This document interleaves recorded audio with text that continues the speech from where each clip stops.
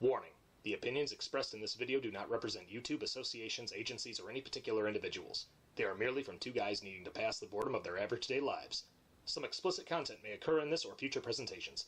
Viewer discretion may be advised, but ignored if you're into that thing.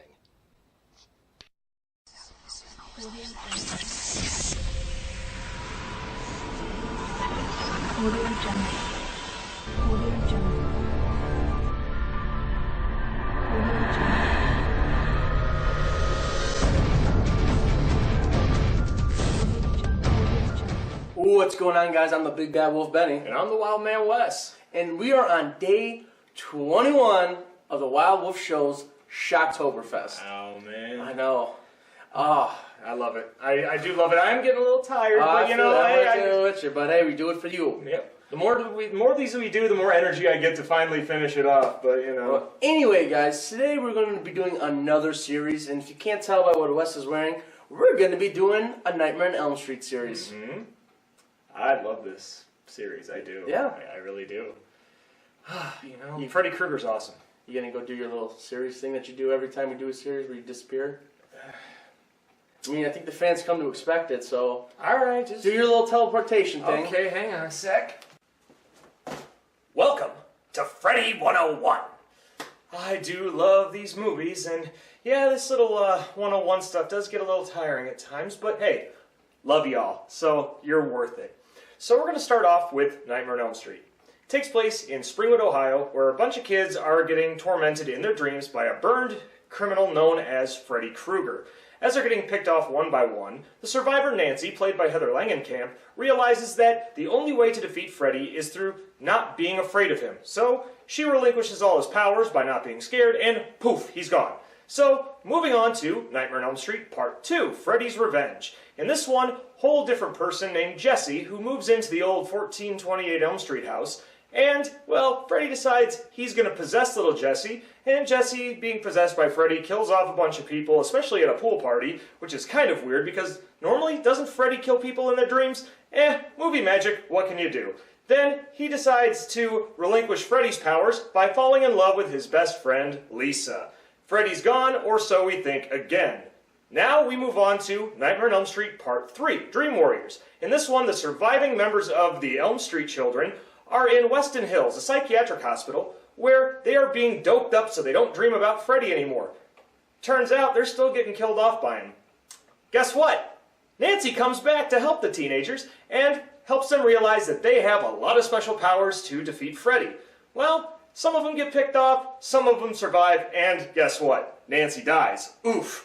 Normally happens in a lot of horror movies. Moving on to Nightmare on Elm Street Part 4, The Dream Master. In this one, the surviving children of Elm Street are killed off by Freddy at the beginning, and the last one, Kristen, gives her powers to a girl named Alice, who just moved into Springwood, and, well, now her friends are getting killed off, and every time one of her friends gets killed off, she gains some form of ability from them. She takes on Freddy and beats him. Well, guess what? There's another one. Nightmare on Elm Street Part 5, The Dream Child. In this one, Alice and her boyfriend Dan, who survived from Part 4, are going to have a baby. Yep, well, Freddy's not going to have any of that, so he kills off Dan and torments Alice's baby from within the womb. This movie was just weird. Well, anyways, Alice, once again, has to have a little connection with her unborn child, Jacob, and they take on Freddy and beat him. No, they didn't. They never do. So moving on to Freddy's Dead, The Final Nightmare. You know he's going to die in this one because, think of the title. In this one, a young woman named Maggie is helping a bunch of kids in a juvenile delinquent hall. Well, Freddy's picking them off one by one, and he's also trying to find his long-lost daughter, Catherine. Well, guess what? Maggie is Catherine, so she has to confront Freddy head-on, and she kills him with a pipe bomb. A pipe bomb. A pipe bomb. A pipe bomb. I think CM Punk would be really happy about this right now. I'm waiting. Well, he dies at the end. Who am I kidding you? He doesn't die. Now we move on to Wes Craven's New Nightmare. Now this one I actually like, because in this one it takes place in a movie within a movie. I think we've done this before, but anyways. Freddy is tormenting Heather Langenkamp, playing herself, and she has to go talk to Robert Englund, playing himself. I said playing with himself. playing himself. Anyways, they have to try to figure out why people on the cast and crew are getting picked off, and Heather goes to talk to the late great Wes Craven to figure out how to dispatch the evil. He says, well, sometimes when a movie gets made too many times, the genie comes out of the bottle and he's so, naturally, Heather goes into her dreams and has to take on Freddy, and he looks a lot different in this one.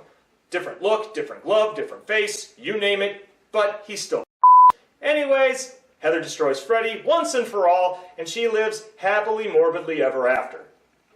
Yeah, right. Moving on to 2003, the movie we were waiting for a very, very, very, very, very long time, Freddy vs. Jason.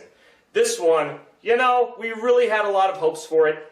Didn't really pan out so well. In this one, Freddy decides to make people believe in him again. He takes the services of Jason Voorhees. Now, Jason's killing people off, making it look like it's Freddy, but it isn't, and now Freddy's getting a little ticked off at the fact that Jason's taking all the glory, so Jason decides he doesn't want to take orders from Freddy anymore, and they have a throwdown of professional wrestling proportions.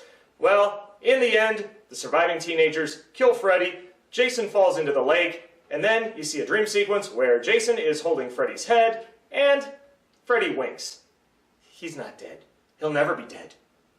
Nor will any horror movie be dead. Anyways, that was Freddy 101. Hope you enjoyed it. Oh, okay. Woof, woof, woof. Man. Oofa. Yeah, it takes a lot out of me. I bet. I mean, you're gone for a while there, but anyways, now we're going to go into what's our favorite movie, what's our favorite kill, what's our least favorite movie, and then, you know, we'll rank the series as a whole. All right. So, what's your favorite one?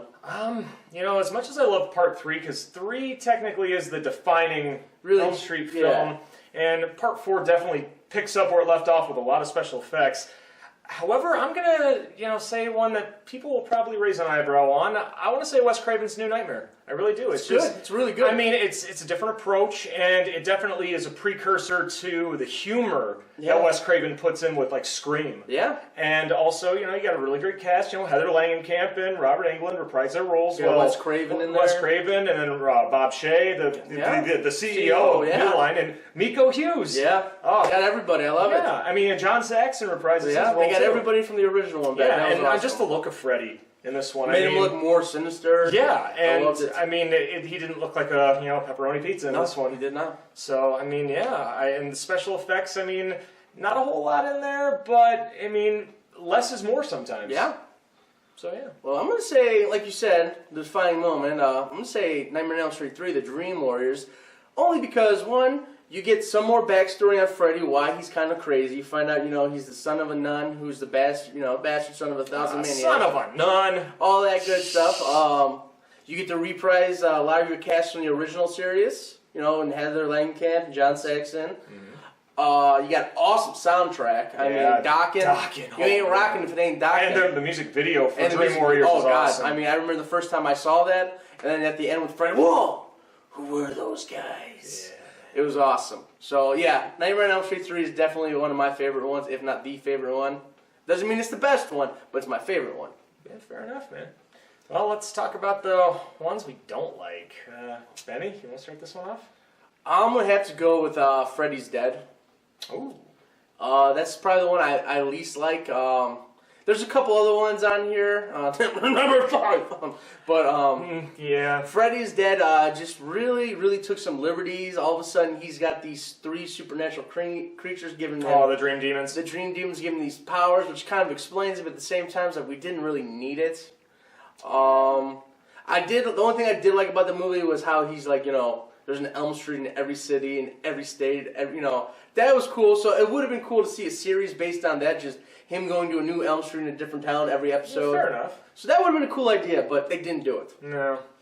So, all right, well, I mean, Freddy's Dead, I mean, I didn't really care for it. Part 2, it's good for what it is, but I think it's very underrated. Yes. I mean, I think it had to deal with the fact that it was a male lead in a horror film, because normally... It's a female, Normally in that unwritten Bible of horror films always has to be a female, but I mean, they took liberties, and I think it actually worked out nice. However, you kind of, brushed on it a little bit earlier. Yeah, Part 5 I could do without. I mean, part 5, I mean, just the whole concept of, they brought up abortion, and just, I'm thinking, you know, it's a horror movie as it is, and when you bring up things like that, it's just kind of like, yeah, no. Well, touching on that, originally in the original script, he was supposed to be a child molester, and they tamed it down to child killer because back in the 80s, that was a big, big deal. I mean, don't get me wrong. Any day, big deal any day. I mean, the special effects in that one were good for what they were. Yeah.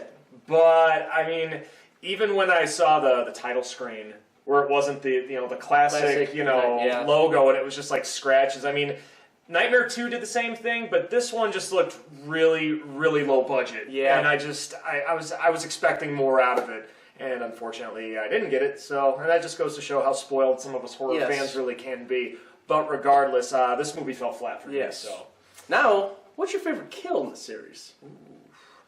You know, I mean, it's gonna sound cliche, but in part 1, I love Tina's death the most. I mean, it sets you up for exactly what type of special effects, what type of gruesome kills are going to take place in the series.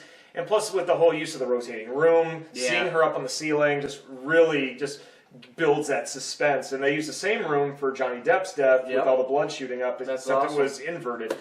But, I mean, other than that, I mean, like, there is an honorable mention I want to use. It was Debbie's death in part 4, where she hates bugs and Freddy turns her into a cockroach. I thought that was pretty cool. Screaming Mad George is always a good special effects designer. So, yeah. Well, my favorite one comes in part 3 with Philip when he becomes the puppet. Oh, yeah. Philip, now, he dream walks, so everybody sees him walking around at night and they don't think nothing of it because he's a dream walker.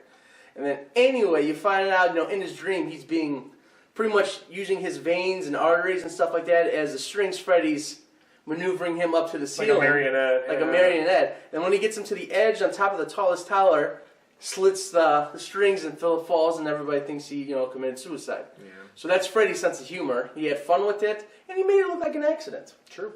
So I love it. Another little fun tidbit about Nightmare on Elm Street, the series. Wes Craven got the idea from this from 2 different things. One was a personal experience when he was a child. Oh, about the He looked out his window. Yeah, he looked out his window one night and he saw an old man sort of dressed kind of like Freddy, fedora and all. And he scared him. And the man noticed him. So Wes Craven, as a child, hid for a few minutes. And then he looked back and the man was still there. And he says, "I'm still here, boy." So that was kind of fun. And then the other thing, actually, where he got the dream killing idea was, it was in San Francisco. I believe it was a Vietnamese... like the Hmong the refugees? Yeah, the refugees. They came over and this 16-year-old boy kept having dreams that he would tell his parents were like the scariest things he's ever, went through. And he didn't want to sleep. So he stayed up for a couple days. And they kept trying to make him take pills to fall asleep. So they just said he needed a good night's sleep. And then they actually went in his room after one night. He finally went to sleep. And he woke up screaming and died.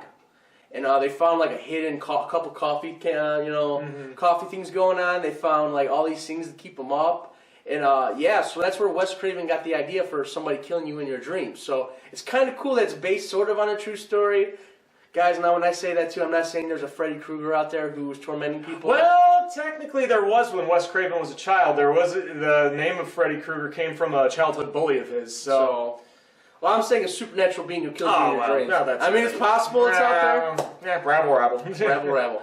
But anyway, guys, now we're just going to grade the series as a whole. Yeah. I'm going to give this one a solid B. Just because you have 2 or 3 movies in there that are kind of stinkers. They do help this movie move along, but they just weren't as good. And then a couple of storylines got a little weird. But for the most part, it's a great series. Certain movies, if you watch, we would give them an A if we were doing them individually. But since we're doing a series as a whole, I'm going to be fair and give it a solid B. I think I'm going to agree with you on that, a solid B. I mean, like you said, there are some stinkers in the series, and some might be overrated, some might be underrated.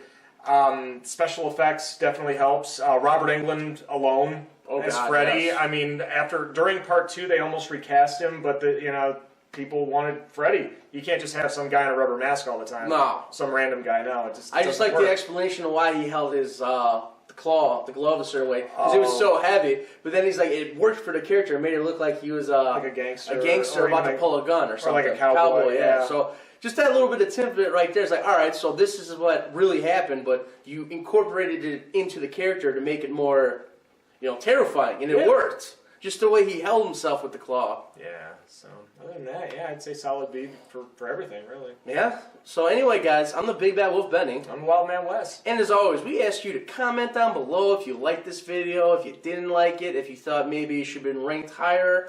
And as always, push the red button. Because every time somebody subscribes to our channel, the more and more content we can possibly give you in the future. And we do want to give you more content, because we love you. Always have. Well, other than that, I'm Wild Man Wes. I'm the Big Bad Wolf Benny. And we'll see you tomorrow for day 22 of the Wild Wolf Show's Shocktoberfest. See you soon.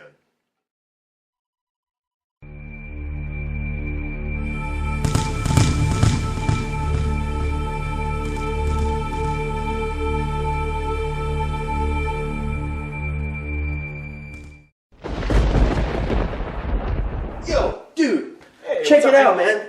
I just won like a contest or something. They sent me this camera. They told me I should start filming everything. And You won a contest and they gave you like what, this cheap 90s camera? yeah, Well, I mean, it's going old school. it's cool. but- They said they wanted it to be like, you know, old school generic. I don't know. Okay, well, But, fair I mean, enough. it's pretty cool. I mean, look how got. Yeah.